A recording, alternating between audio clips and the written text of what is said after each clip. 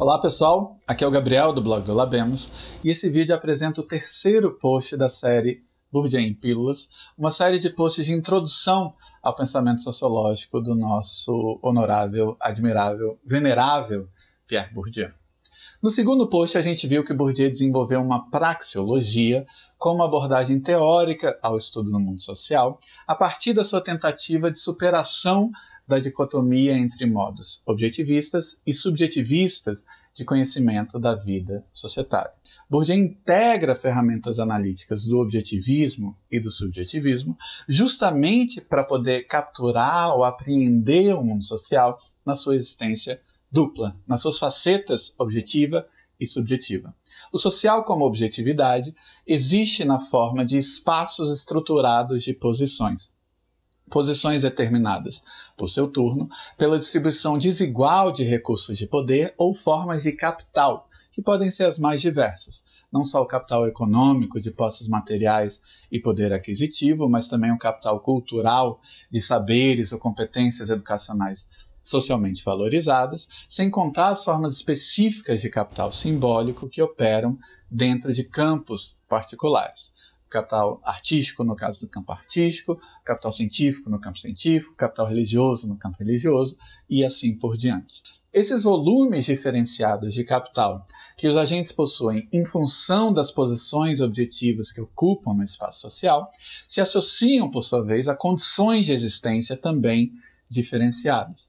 As condições objetivas de existência de uma classe dotada de alto volume de capital econômico-cultural envolvem, por exemplo, uma alta dose de conforto material e de oportunidades educacionais de aprendizado de saberes socialmente valorizados, ao passo que uma classe com baixo volume de capital econômico e cultural significa um conjunto de condições de existência e de socialização que envolvem penúria material e restrições ao aprendizado de saberes socialmente valorizados.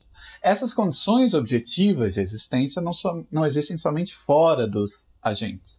E esse é o ponto em que Bourdieu vai introduzir o social como subjetividade. A sociedade não existe somente fora dos indivíduos, ela existe também dentro, através dos indivíduos, na medida em que os indivíduos internalizam as suas condições sociais de existência na forma de disposições de conduta adaptadas àquelas condições.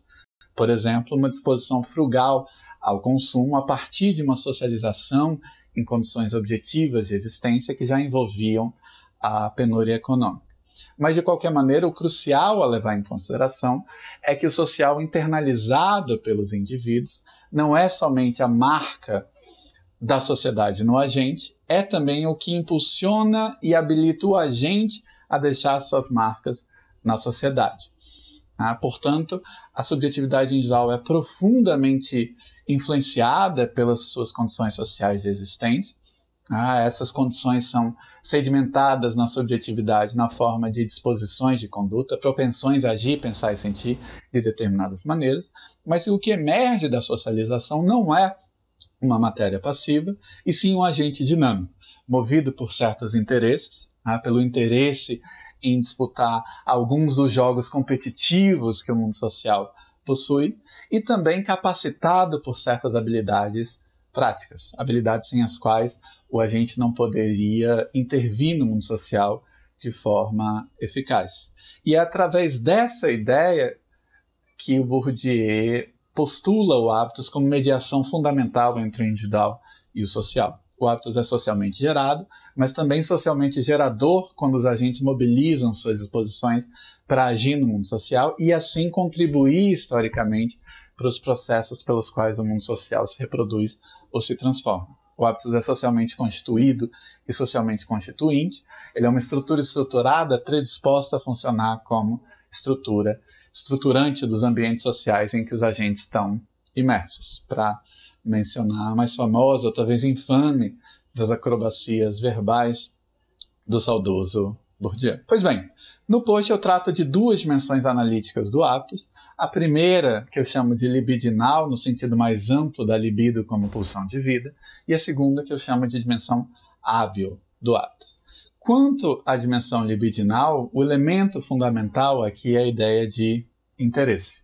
Os agentes operam no mundo social porque querem determinadas coisas, porque se interessam por determinados jogos que envolvem a disputa de certos bens e recursos. Bourdieu mobilizou essa noção de interesse quando estudava esferas sociais como a arte, a ciência e a religião, juntamente com uma série de outras categorias oriundas da economia: investimento, lucro, estratégia, etc. E qual era o propósito do Bourdieu em mobilizar esse vocabulário econômico quando lidava com campos de produção simbólica, como a arte, a ciência e a religião? Era justamente desmistificar algo da aura de sacralidade que pairava sobre essas esferas e tentar mostrar que o aparente desinteresse desses agentes era, na verdade, um interesse muito específico nos lucros particulares disputados nos seus respectivos campos. Então, o que permite ao artista, ao sacerdote ou ao cientista se desinteressarem por poder monetário ou poder político é justamente o interesse na aquisição dos lucros simbólicos específicos a esses campos da arte, da ciência e da religião. Isso dito, Bourdieu fez questão de enfatizar que esses interesses, diferentemente do que ocorre nas teorias econômicas da escolha racional, não são necessariamente formulados de maneira explícita nas subjetividades dos agentes. Inclusive, existe até a possibilidade de que os agentes dissimulem para si próprios o quão interessados se encontram nas recompensas mundanas oferecidas por um campo. Além disso, Bourdieu fez questão de enfatizar ao longo da sua carreira que esse interesse não tinha qualquer conotação de frivolidade, mas ao contrário, se referia a um investimento emocional e existencial intenso dos agentes nas disputas travadas em determinados campos. Esse é o motivo pelo qual ele começou a trabalhar com sinônimos como investimento, que já tem um veio de sentido psicanalítico. Investir em campo é investir tempo, recursos, energia, investir a sua libido no sentido mais geral de pulsão de vida nas disputas travadas ali. E finalmente começou a trabalhar também com a noção de ilúsio, que é uma referência a ludus no grego, que significa jogo. Bourdieu certamente operou muito com essa metáfora do jogo para tratar dos diferentes campos no mundo social. Mas é também uma referência à ilusão, no sentido particular de que os interesses específicos que movem os agentes em um campo parecem sem sentido ou absurdos ou ilusórios para agentes investidos em outros campos. E a pluralização dos campos na sociedade moderna caminha a par e passo com uma pluralização das formas de ilúsio. Nesse sentido, o empresário investido nos jogos do mercado financeiro, por exemplo, vai achar que o professor de literatura é um pedante que passa o dia praticando masturbações verbais, ao passo que o professor de literatura certamente vai devolver o elogio e vai considerar o empresário um pobre de espírito que é incapaz de experiências sublimes e não pensa em nada além do dinheiro. A filósofa vai considerar que os investimentos e toda a energia gasta pela fisiculturista não fazem nenhum sentido, ao passo que é a fisiculturista que vai achar absurdo que a filósofa tenha passado 10 anos da sua vida escrevendo um livro para demonstrar que a realidade existe fora da mente dela. Pois bem, isso quanto à dimensão do interesse, do investimento, da libido e da ilúsio. O hábitos possui também essa dimensão hábil, que é justamente aquela das capacidades práticas sem as quais o agente não pode operar eficazmente no mundo social ou em algumas das suas esferas. Por exemplo, a competência linguística, que permite que eu interaja com estranhos no cotidiano, ou, de modo mais específico, as competências técnicas sem as quais uma cientista não pode participar do jogo da ciência.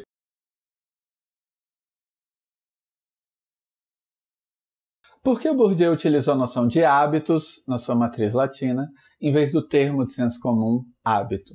Justamente porque no seu uso de senso comum, o termo hábito costuma ser identificado a comportamentos mecânicos, repetitivos e automatizados. E o que está em jogo no hábitos, no sentido técnico em que o Bourdieu utiliza a palavra, não é um conjunto de comportamentos mecânicos e repetitivos, não é um conjunto de associações fixas do tipo estímulo-resposta, como em certa psicologia behaviorista, o que está em jogo no Aptos é uma matriz geradora de condutas práticas em situação.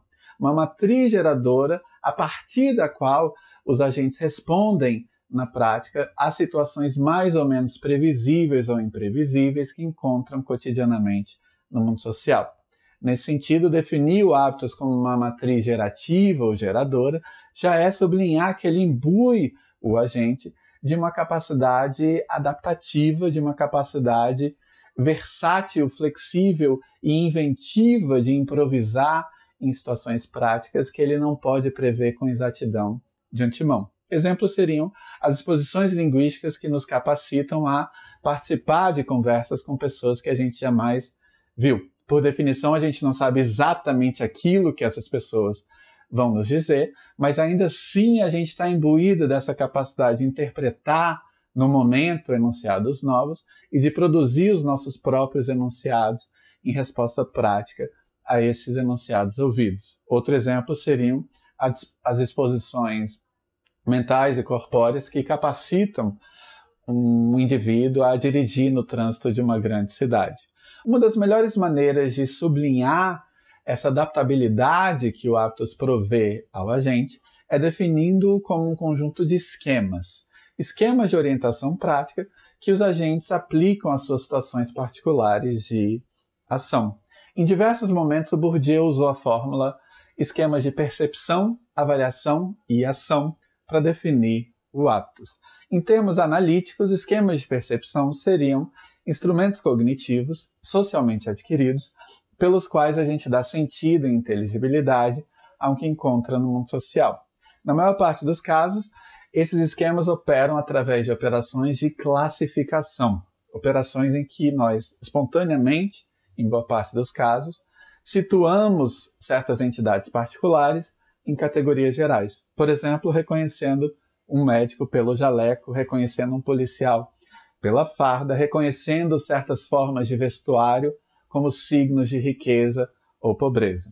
Esquemas de avaliação são esquemas de cunho ético ou estético pelas quais nós situamos as entidades percebidas em escalas simbólicas de valor diferencial. O esquema de ação, obviamente, são essas maneiras de fazer socialmente aprendidas que engajam não só a nossa mente, mas também nossos corpos. Nossos corpos são instrumentos de ação e o corpo é um dos veículos primordiais pelos quais nós somos treinados pelo mundo social a agir, pensar e sentir de determinadas maneiras. O que é fundamental levar em consideração é que a ênfase do Bourdieu sobre a dimensão corpórea do Aptos não significa negação de processos mentais, mas significa justamente uma concepção não dualista da relação entre mente e corpo. Uma concepção que vai se refletir na própria noção de senso prático ou sentido prático pela qual Bourdieu identifica o funcionamento do Aptos. O senso prático é sensório, por um lado, então se refere a esse aparato sensorial pelo qual nós experimentamos nossa inserção corpórea na realidade, mas o senso prático é também significante, pois já imbuído desses esquemas simbólicos pelos quais a gente imbui de inteligibilidade essas entidades que encontram no nosso trânsito pelo mundo social. Isso já indica também que a distinção entre esquemas de percepção, esquemas de avaliação e esquemas de ação é analítica. Às vezes, Bourdieu trabalha com a distinção analítica entre o eidos, que seria referente a essa dimensão cognitiva ou perceptual do Aptos, o ethos, que seria referente a essa dimensão axiológica, ética ou estética do Aptos, e a exis como a dimensão propriamente corpórea do Aptos. Mas o que é fundamental sublinhar é que, na prática, essas dimensões do Aptos operam de modo entrelaçado.